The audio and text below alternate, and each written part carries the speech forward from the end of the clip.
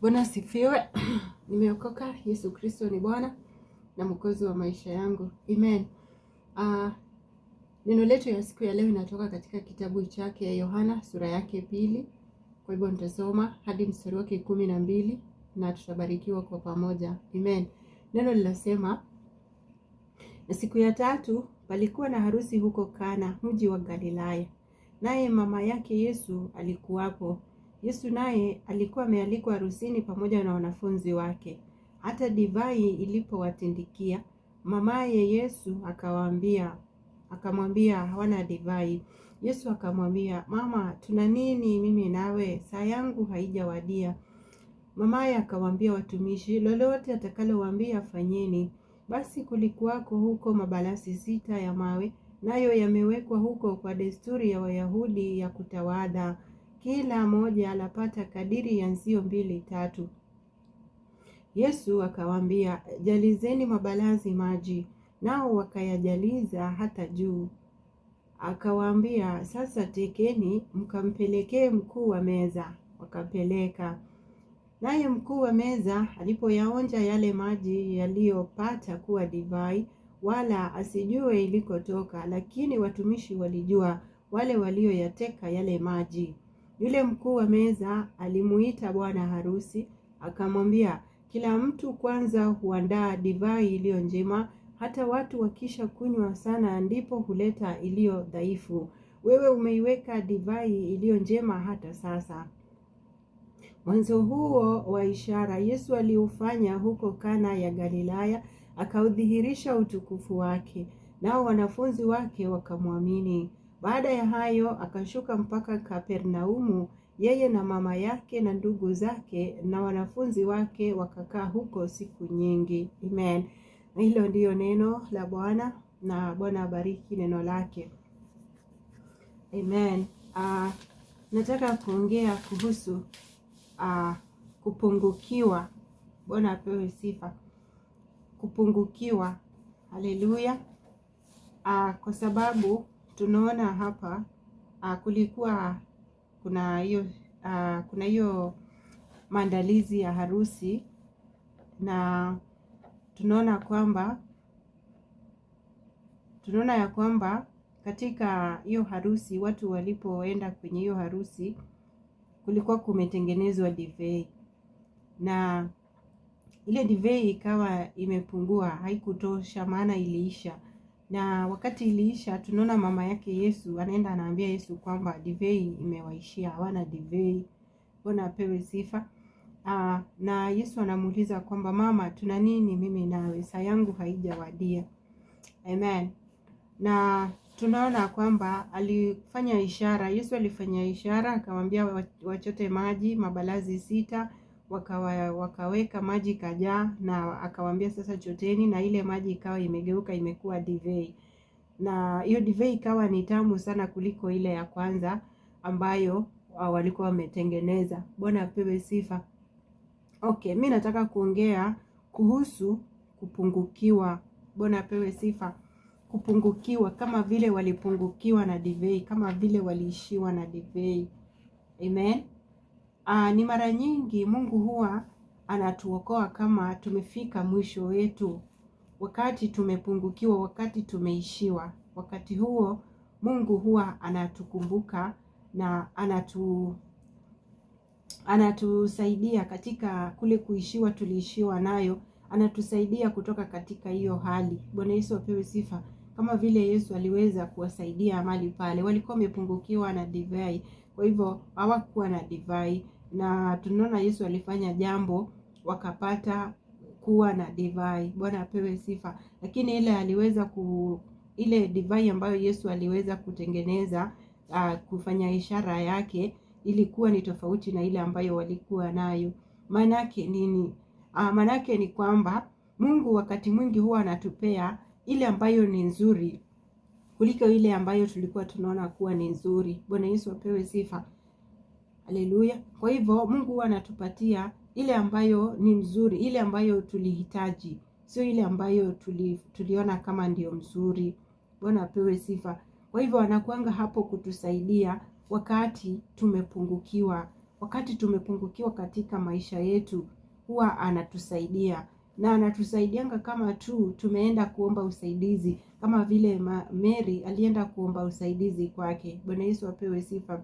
Hata sisi katika maisha yetu kuna zile area ambazo tunakuanga tumepungukiwa nayo. Amen. Kuna mahali huwa tumepungukiwa, kuna mahali kuna kuanga na aibu, ambayo hiyo aibu inafaa kufunikwa. Bwana apewe sifa. Yule bwana ambaye alitengeneza, mwenye harusi, bwana mwenye alikuwa wa harusi, aibu ingempata kama Yesu hangekuwa mahali pale, lakini Yesu aliweza kuficha ile aibu ambayo ingeonekana mahali pale. Bwana apewe sifa. Kwa hivyo hata sisi tunapomwalika Yesu katika maisha yetu, anaweza funika zile aibu ambazo zingeonekana katika maisha yetu. Bwana apewe sifa. Anaweza funika zile aibu ambazo ziko katika area ya maisha yetu. Bwana Yesu asifiwe. Tunaona kwamba aliweza kufunua utukufu wake mahali pale na ukajulikana. Utukufu wake ukaweza kujulikana, akaudhihirisha mahali pale. Hivyo ndivyo anadhihirisha utukufu wake katika maisha yetu kama tumemwalika. Wakati tumemwalika Yesu katika sehemu ambazo tumepungukiwa, sehemu ambazo inakaa kama inaweza leta aibu, anakuja anadhihirisha utukufu. Badala ya aibu, utukufu wa Mungu tu ndio inaonekana mahali pale. Bwana Yesu asifiwe. Haleluya. Bwana apewe sifa. Kwa hivyo ni jukumu langu, ni jukumu letu sisi wote tuwe tunaalika Mungu katika zile area ambazo tumepungukiwa nayo. Bwana apewe sifa. Maana ni yeye tu anaweza kutufunika aibu zetu. Ni yeye tu anaweza ondoa aibu zetu. Bwana apewe sifa. Ni yeye ako na ile quality ya kitu ambacho tunahitaji. Quality ile nzuri ni yeye ako nayo. Bwana apewe sifa. Haleluya. Example, huyo Mary wakati alikuwa mahali pale, kama hangemwalika kama hangealikwa mahali pale Yesu katika hiyo harusi, hiyo quality ambayo ilionekana ya hiyo divai haingeonekana. Bwana apewe sifa. Na hivyo ndivyo hata katika maisha yetu Mungu analeta ile quality ambayo ilistahili kuonekana. Yaani analeta mambo ile ya ajabu ambayo haingeonekana kama ni sisi wenyewe. Bwana asifiwe. Bwana Yesu asifiwe.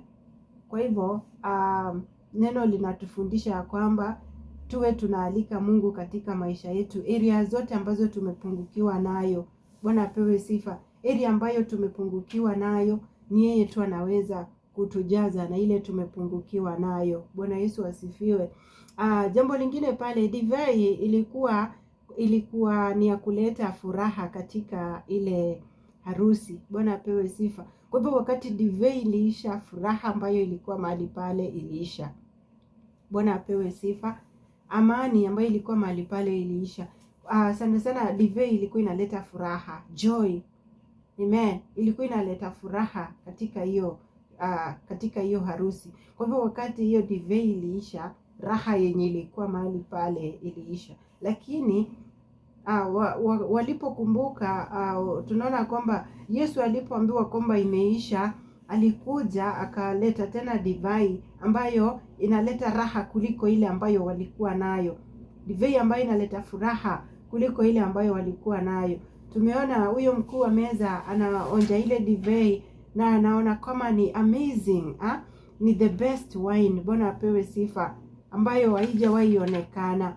Bwana asifiwe.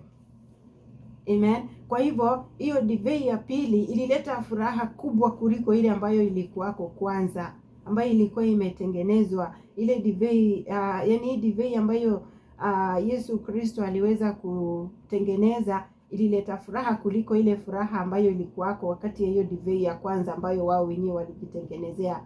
Bwana apewe sifa. Kwa hivyo hata siku ya leo huyo Yesu bado wako katika maisha yetu. Tukimwalika anatuletea everlasting joy. Bwana apewe sifa. Furaha ambayo ni ya kudumu milele na milele. Na ni kama tu tutamuinvite katika hizo area ambazo tumepungukiwa nayo. Bwana apewe sifa. Biblia huwa inasema katika kitabu cha Warumi 3 Amen. Warumi 3 mstari wake 23. Amen. Inasema hivi, Warumi 3 mstari wake 23, kwa sababu wote wamefanya dhambi na kupungukiwa na utukufu wa Mungu. Amen. Sisi wote tumefanya dhambi, tumepungukiwa na utukufu wa Mungu. Bwana apewe sifa. Utukufu umetupungukia, kama vile pale hapakukuwa na utukufu wa Mungu. Bwana asifiwe. Lakini Yesu alipodhihirisha utukufu wake pale, kukajulikana kwamba utukufu wa Mungu ulikuwa kwenye hiyo harusi. Hata sisi siku ya leo tukialika Yesu katika maisha yetu, utukufu wake ataudhihirisha kwetu. Watu wataona utukufu wake kwetu. Bwana apewe sifa. Ni kama tu tutamwalika katika maisha yetu. Katika kitabu cha Yakobo 4 mstari wake wa 2 inasema kwamba Yakobo 4 mstari wake wa 2 inasema, mwatamani wala hamna kitu, mwaua na kuona wivu wala hamwezi kupata, mwafanya vita na kupigana wala hamna kitu, kwa kuwa hamuombi. Amen. Hata mwaomba wala hampati, kwa sababu mwaomba vibaya, ili muvitumie kwa tamaa zenu. Amen. Kwa hivyo neno linasema kwamba huwa tunatamani, ndiyo, huyo bwana alitamani sana harusi yake ikawe harusi ambayo watu watakuwa nasema, hey, hiyo harusi. Kumbukeni huo mji wa Kana ulikuwa ni kamji kadogo. Kwa hivyo hata hiyo harusi inaonekana ilikuwa ndio harusi ambayo ingekuwa ndio kubwa sana ambayo imefanyika mahali pale. Bwana apewe sifa. Najua kwamba ilikuwa ndio kubwa kwa sababu mahali hapo mpaka Yesu alikuwa amealikwa, na unaona anafunika hata ile aibu ingekuwako. Bwana apewe sifa. Kwa hivyo ile matumaini ya yule bwana kwamba harusi yake ikawe harusi ambayo itakuwa inakumbukwa, ilikuwa harusi kubwa, alitamani, na Mungu aliweza kuona kutamani kwake na akaweza kudhihirisha utukufu wake kwenye hiyo harusi yake kwa kupitia mwanawe Yesu Kristo. Bwana apewe sifa. Lakini sisi tunaambiwa kwamba huwa tunatamani wala hatuna chochote, hatuna kitu. Tunaona wivu, tunaua, hata tuwezi pata. Kwa sababu gani? Hatujui kuomba. Hatuna kwa sababu hatuombi. Bwana apewe sifa. Mamake Yesu kama hangeomba kwa Yesu divai, kama hangeenda kumwambia wamepungukiwa, ile divai haingeonekana mahali pale. Angekuwa kona wivu ndani yake, aseme hata wacha waishiwe aibu ionekane. Bwana asifiwe. Utukufu ambao Yesu alidhihirisha pale haungeweza kuonekana. Bwana Yesu asifiwe. Lakini kwa sababu aliomba tena kwa njia ambayo inafaa, Bwana apewe sifa, na Yesu akaweza kudhihirisha utukufu wake pale. Hivyo ndivyo hata sisi Mungu anataka tuombe katika hali ambayo inafaa. Tuombe na atatupatia. Bwana apewe sifa. Tumwalike katika heri ambazo tumepungukiwa, na atatujaza na yote ambayo tumepungukiwa nayo. Bwana apewe sifa. Kwa hivyo siku ya leo wewe ndio unajua ni sehemu gani umepungukiwa, ambayo unataka Yesu akadhihirishe utukufu wake katika hiyo sehemu. Wewe mwenyewe unajua ni sehemu gani ambazo inakaa kama iko na aibu hivi, ambayo ukialika Yesu anaweza funika hiyo aibu isiweze kuonekana leo. Bwana apewe sifa. Kwa hivyo utastahili tu kumuinvite. Amen. Umuinvite. Ukimuinvite katika hizo sehemu ambazo zinaonekana kuwa ziko na aibu, katika hizo sehemu ambazo unaonekana kuwa umepungukiwa, naye atafanya kitu. Bwana apewe sifa. Atakupa hiyo ambayo umekosa. Bwana Yesu asifiwe. Atafunika hiyo aibu ambayo inaweza onekana mahali pale. Bwana apewe sifa. Haleluya. Amen. Kwa hivyo tumwalike Mungu katika maisha yetu, katika kila hali. Ni yeye ndiyo anafaa kudili na maisha yetu. Ni yeye ndiye anadili na hizo mapungufu yetu. Bwana apewe sifa. Sehemu zote ambazo tumepungukiwa nayo, ni yeye tu anaweza kutujaza nazo. Tukimuinvite katika maisha yetu, atafanya kitu. Kama ni kwa watoto wako, pengine amani yako kwa watoto hakuna, furaha yako kati yako na watoto hakuna, Alika Yesu siku ya leo, ataleta ile furaha. Bwana apewe sifa. Kama ni kanisa lenu mmepungukiwa, mwalike Yesu katika kanisa lenu, atakuja kuwajaza na yote ambayo mmepungukiwa nayo.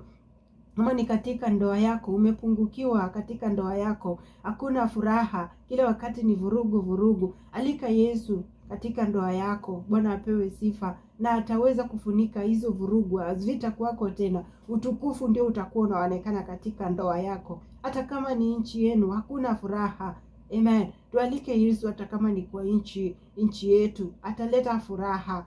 Bwana apewe sifa, ataleta furaha, atafanya miracle katika nchi yetu. Ni kama tu tutamwalika. Bwana Yesu asifiwe. Haleluya. Kwa hivyo ni jukumu letu tumwalike katika ile situation yote ambayo tuko nayo, na ako pale kwa sababu ya kutujaza na yote ambayo tumepungukiwa nayo. Ukimuinvite atakuja, hata kataa. Bwana asifiwe. Atakuja, hata kataa. Jambo lingine pale, ameambia mama yake wakati wake haujafika. Ndiyo, wakati wake hauko umefika wa kuenda kusulubiwa. Maana kwenye kusulubiwa pale ndipo furaha yetu ilianzia. Bwana Yesu apewe sifa. Maana hapo ndipo alituondolea mizigo yote, aibu zote alituondolea mahali pale. Bwana Yesu apewe sifa. Mashida yetu yote aliweza kutuchukulia mahali pale kwenye msalaba. Kwa hivyo anapoambia mama yake ya kwamba wakati wangu haujafika, alikuwa anamaanisha hiyo wakati wa kusulubiwa kwamba haijafika. Bwana Yesu asifiwe. Lakini hata kama utamwalika na wakati wake ya kukufanyia ishara haijafika, kwa sababu umemwalika, hata kataa kukuja. Atakuja mpendwa, na atakufanyia ishara. Bwana pewe sifa. Atakufanyia zile ambazo ulihitaji, bora tu ukimuinvite. Bwana apewe sifa. Kama ni kwa ndoa yako, pengine mume wako amepungukiwa, amen, ukimuita atakuja, atakujaza, atamjaza na ile ambayo amepungukiwa nayo. Bwana apewe sifa. Haleluya. Kwa hivyo tuwe watu ambao wanamuinvite katika maisha yetu. Yesu Kristo atatujaza na yote ambayo tumepungukiwa nayo, maana ni yeye ako katika yote, ndani ya yote. Amen. Na hata sisi tukiweza kuwa obedient, yeye atatupatia yote ambayo tunahitaji. Atatupatia furaha ambayo tunahitaji. Bwana Yesu apewe sifa. Atatupatia yote ambayo tunahitaji katika maisha yetu. Atafinika aibu zetu. Bwana apewe sifa. Haleluya. Kama vile alivyofunika aibu ya yule bwana katika hiyo harusi. Aibu ingeonekana, kama divai ingeisha kabisa na Yesu hayuko pale, ungekuwa na aibu sana, maana hakungekuwa na furaha, haingekaa ni kama harusi. Bwana apewe sifa. Kwa hivyo sisi wote ni kweli tumepungukiwa, na kwa sababu tumepungukiwa, tunafaa kuamua kumwalika ili naye apate kutujaza na yote ambayo tunahitaji katika maisha yetu. Amen. Mtu mwenyewe ndiye anajua amepungukiwa wapi.